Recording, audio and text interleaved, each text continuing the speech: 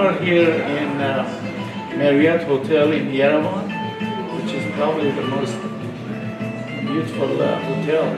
It was called the Yerevan Hotel, right? This one before? Armenia, Armenia, if I'm not yeah. mistaken. So we have also a special guest today, Len Wicks. He's the founder of Adapt Village. And we spent last 2 days going all over the villages, but I don't want to take his time. I'll let he explain about the Adapt the Village. And this is a project really very, very important, and that's why I try to get involved in, try to help. And so let me introduce you Len Wicks. Len, welcome. Please introduce yourself and tell us about this Adapt Village.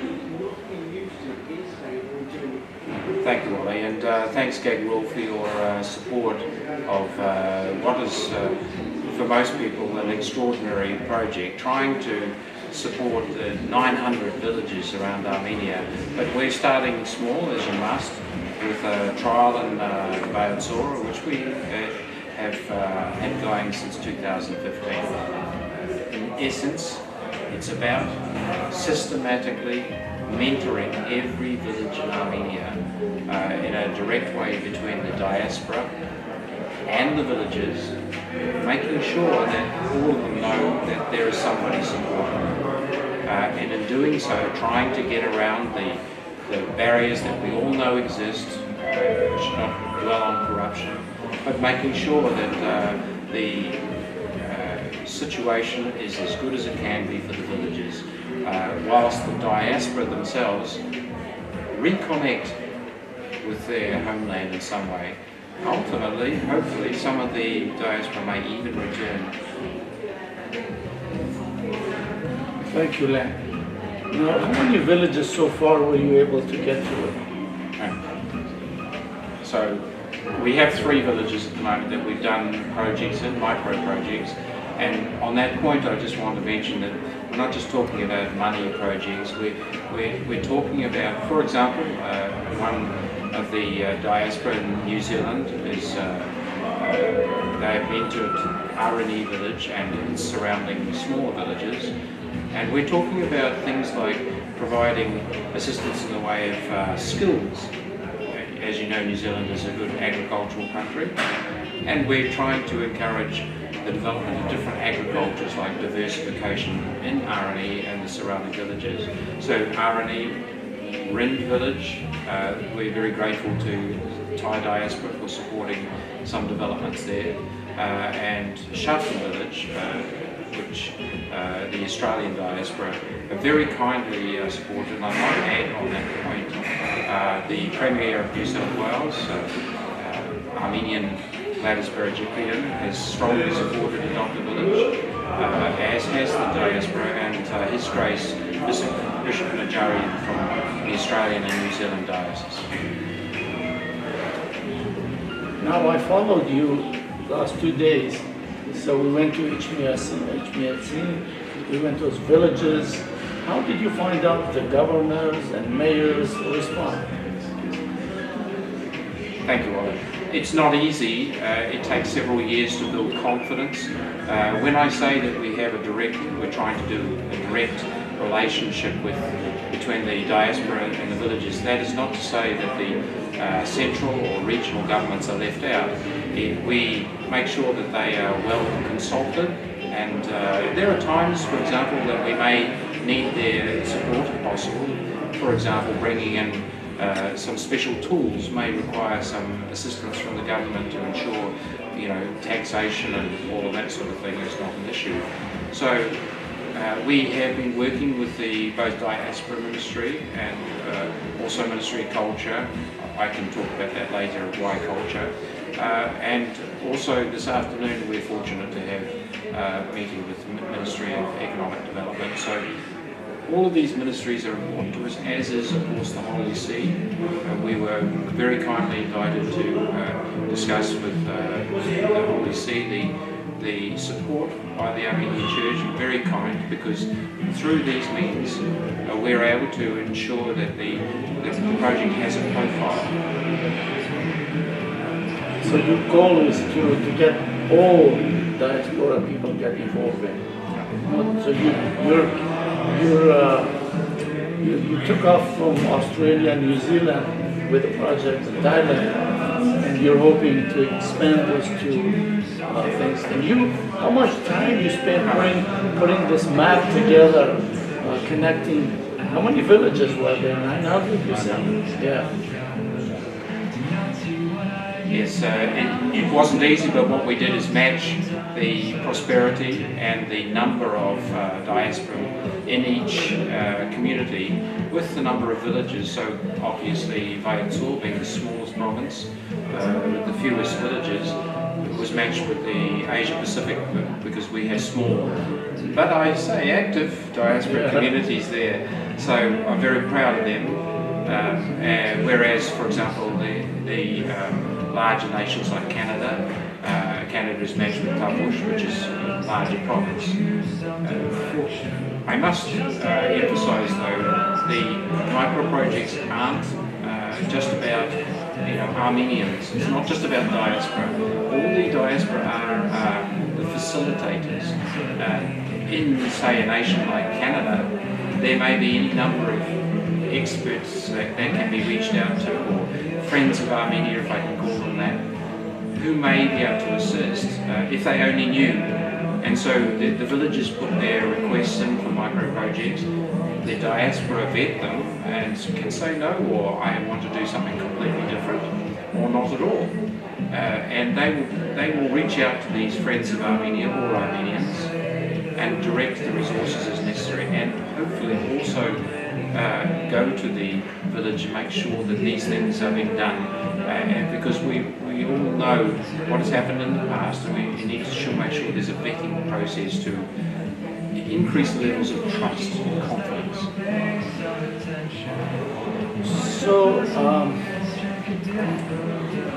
So you're not involved in directly, like say, financial things. It's basically somebody in the diaspora will connect to the villager, ask the villager, give us the list of maybe 10 items that you guys need, so they will contact directly, so there is no middleman connecting. So that's a great question. So to give the Australian diaspora as an example, if you look up Adopt a Village Australia, you'll see on the Facebook page what they're doing. And it could be just a matter of some diaspora visiting, but we personally, I don't want to be involved in trying to organise 900 villages, as you can imagine, quite a big task. But what we've been doing is setting the template. So, for example, the villagers must sign an agreement on how they act. They have their part to play.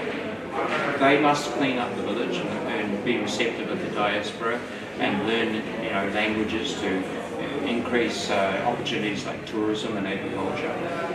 So, really, the whole idea is with the Facebook pages. If I get, let us say, 50 diaspora communities running 50 pages, then those micro projects and the lessons learnt on reputable companies that might, for example, do kindergartens, all of those start to become a library, a resource for the diaspora to understand, okay, that diaspora have experienced that, and we can learn from that and perhaps put our own lessons in. So this is not about me, it's not about, and by the way, I should also mention that NGOs can quite happily work within the framework. It's just simply a systematic framework to ensure that no village is left behind, none is left without a mentor, and raising morale, keeping the young in the villages for the safety and security also of Armenia. So basically this is a good idea. For example, let's just say Montreal, some people in Montreal connected to a village in, give me some name. Well, it will be Tavush. Tavush, right? So they could create their own Facebook and they communicate with it. So that would be their own communication ways, and they could even see the pictures, what's going on, and the villager will update. And which the other idea is that I think it's a good idea is that villager has to participate. They have to do things. This is not like somebody goes says, well, here is some money, they do it. The villager has to clean up or fix it, and so the diaspora will help them either technically, financially, or whatever. It's just great idea, you know. I mean, this is why I'm following you guys, and this is why I like to see this project to work, which is so far it's giving the fruit, and we're really thankful to you. You're doing this, and you're an Australian, but I have to ask you, what made you to get into this, and how this idea came to you? Well, I suppose I should start by thanking my wife, Armenia.